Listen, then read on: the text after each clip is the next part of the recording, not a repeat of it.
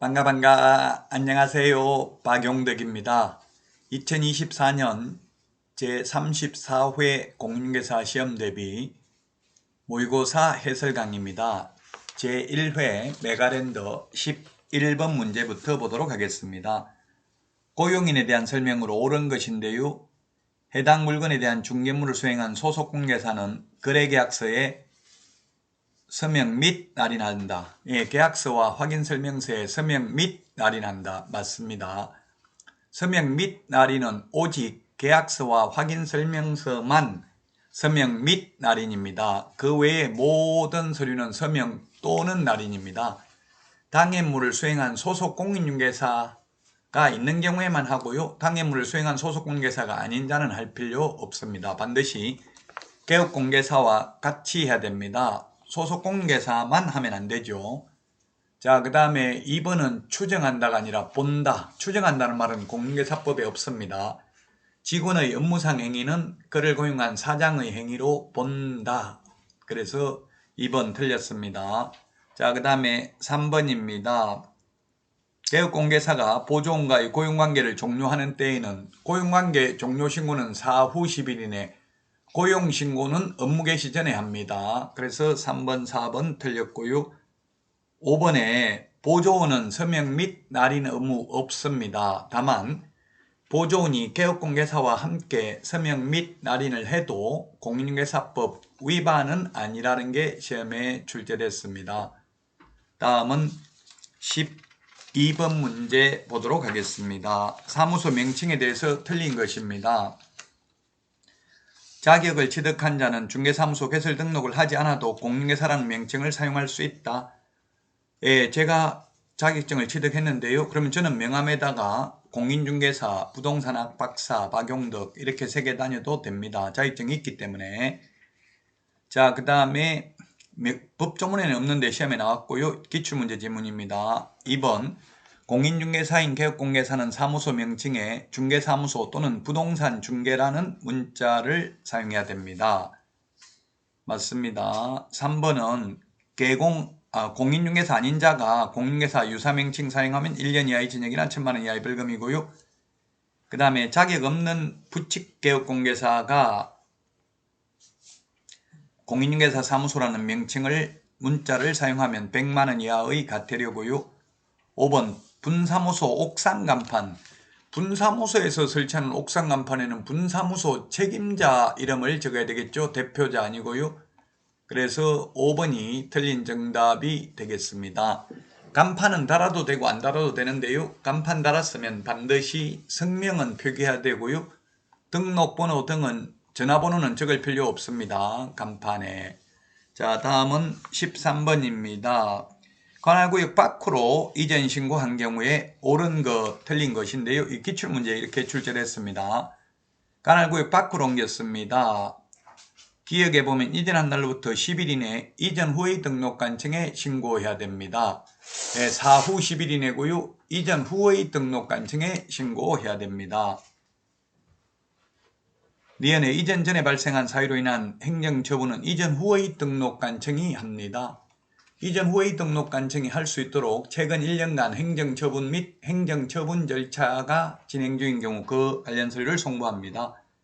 디귿 이전 신고를 받은 등록관청은 원래의 등록증에 변경사항을 적어 교부할 수 없다. 그렇습니다. 반드시 재교부해야 됩니다. 관할구역 밖으로 가면. 관할구역 안에서 옮겼을 때는 원칙 재교부, 예외적으로 등록증에 기재사항을 변경하여 교부할 수도 있습니다.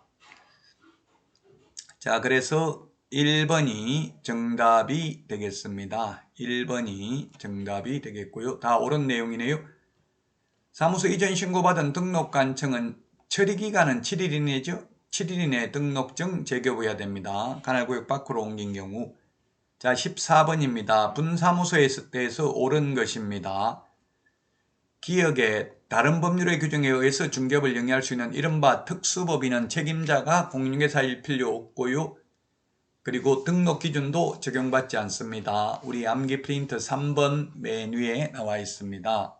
자, 니은의 분사무소 보정설정 금액 2억 원 이상, 이 2억이 2023년 1월 1일부로 2억으로 바뀌었습니다. 작년까지는 1억이었죠. 자, 그 다음에 디귿은 주된 사무소와 분사무소를 같은 시군구에는 설치할 수 없죠. 분사무소는 주된 사무소가 속한 시군구를 제외한 시군구별로 설치하되 시군구별로 1개소를 초과할 수 없습니다. 따라서 리얼의 시도별로가 아니라 시군구별로 1개소를 초과할 수 없습니다. 따라서 정답은 3번이 되겠습니다.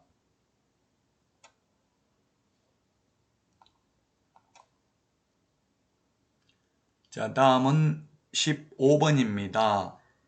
인장 등록에 대해서 틀린 것입니다. 인장 등록에 대해서 틀린 것.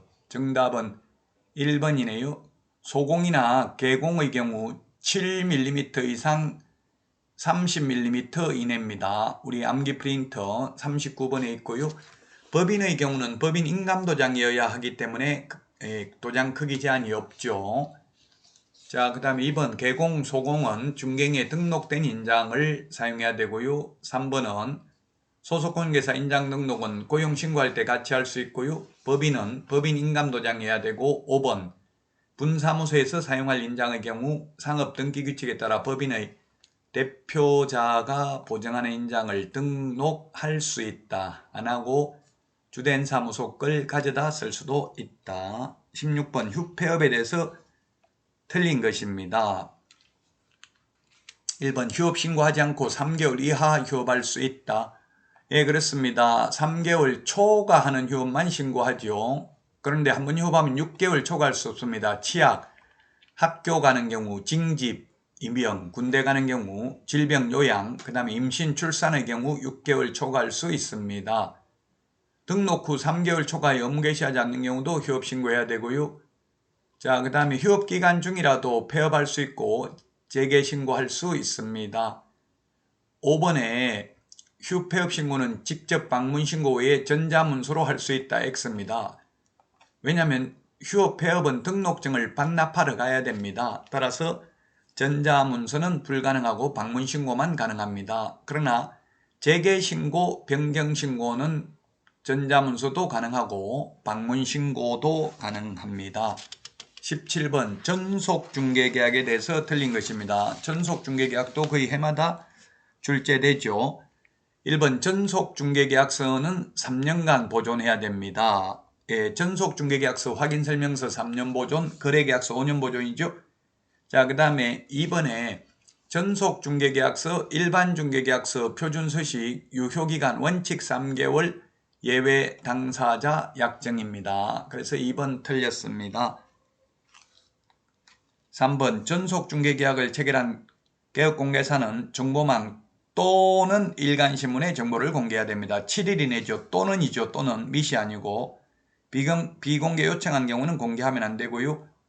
그 다음에 4번 2주일에 1회 이상 업무처리상을 문서로 통지해야 됩니다. 일주일에 2회가 아니라 코미디언 2주일 전 의원 생각하면 되겠죠. 2주일에 1회 이상 문서로 통지해야 됩니다. 5번 중개사물의 정보를 일간신문에 공개한 때는 지체 없이 의뢰인에게 그 내용을 문서로 통지해야 됩니다. 전부 문서입니다. 통지 방법에는 아무런 제한이 없다. X입니다. 전부 문서로 해야 됩니다. 전속중개계약 해마다 한 문제 출제됩니다. 2문제 나올 수도 있습니다. 자, 다음은 18번 문제입니다. 확인설명 틀린 것은 했는데 1번 개업공개사는 의뢰인에게 설명할 때는 근거자료를 제시해야 되고요. 2번은 의뢰받은 경우 확인설명을 중개가 완성된 후에 해야 된다. 완성된 후에 하는 게 아니라 완성되기 전에 하죠. 그래서 완성된 후에 이 말이 틀렸습니다. 완성되기 전에 미리 설명해야 됩니다. 손해배상을 보장하기 위한 보정 설정은 미리 할 필요 없고 중개 완성된 후에 설명하면 되죠. 손해배상 책임에 대한 것은 거래 당사자 쌍방에게 설명해야 되고 중개사물 확인 설명은 취득 의뢰인에게만 설명하면 됩니다. 3번이고요. 4번은 만약 상태에 관한 자료 요구에 불응한 경우 그 취지를 매수, 임차 의뢰인에게 설명하거나 X로 출제됐습니다. 확인설명서 서식에 기재도 해야 됩니다. 자, 그 다음에 설명은 취득 의뢰인에게만 하지만 교부는 쌍방에게 교부해야 됩니다. 거래 당사자 쌍방에게 교부해야 된다.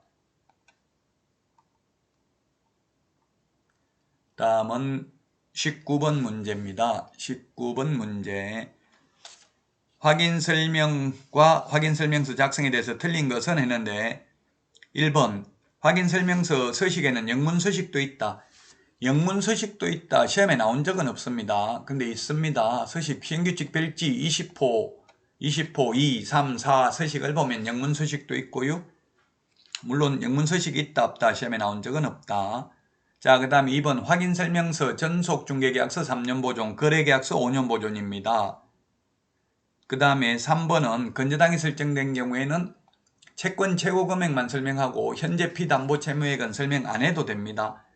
안 해도 되는데 현재 피담보 채무액을 잘못 설명하여 의뢰인에게 재산상 손해가 발생했다면 그 손해를 배상해야 됩니다. 예, 정답은 4번이 되겠네요. 일조량, 소음, 진동은 기본 확인사항이 아니라 세부 확인사항입니다. 세부 확인사항. 기본 확인사항은 개업공개사 혼자서 할 수 있는 게 기본 확인사항이고요. 세부 확인사항은 의뢰인에게 물어봐야 되는 겁니다. 일조량, 소음, 진동은 개업공개사 혼자서는 할 수 없죠. 그래서 세부 확인사항입니다. 세부 확인사항은 내외부 시설물의 상태, 벽면, 바닥면 및 도배 상태, 일조, 소음, 진동 등 환경조건, 실제 권리관계 이런 것들이 세부 확인사항이 되겠습니다. 5번에 보수를 지급하지 아니했다고 해서 확인설명 위반에 따른 손해배상 책임이 소멸되는 것은 아니다. 그렇습니다. 중개보수 안 받아도 손해배상 해야 됩니다. 그러니까 중개보수 안 받아도 확인설명은 해야 됩니다. 확인설명은 어떠한 경우에도 생략할 수 없습니다. 의뢰인의 요청이 있는 경우에 하나여 설명하면 된다. X입니다. 20번입니다. 계약서 반드시 기재해야 될 사항이 아닌 것. 시험에 이것도 자주 출제되죠. 답 3번입니다. 취득 시 부담할 조세의 종류 및 세율은 확인 설명해야 될 사항이 되겠습니다. 우리 암기 프린트 5번에 전속 중개계약 시 정보 공개해야 될 내용, 6번에 확인 설명해야 될 내용, 9번에 계약서 필요적 기재사항이 있는데 9번 계약서 필요적 기재사항은 인물계약금, 인권, 조교 이렇게 암기했습니다. 거래 당사자 인적사항, 물건의 표시, 계약일, 그 밖의 약정사항, 거래금액, 계약금 지급에 관한 사항, 물건의 인도일 시 권리전 내용, 조건, 기한, 확인설명서, 교부 일자가 계약서 필요적 기재사항입니다. 계약서 필요적 기재사항, 확인 설명해야 될 사항, 전속 중개계약 시 정보 공개해야 될 사항, 암기 프린터 13번에 있는 실거래가격 신고해야 될 사항 요 4개를 암기하면 2문제 시험에 출제됩니다. 여기까지 하고 다음 시간에 뵙겠습니다. 수고하셨습니다. 안녕.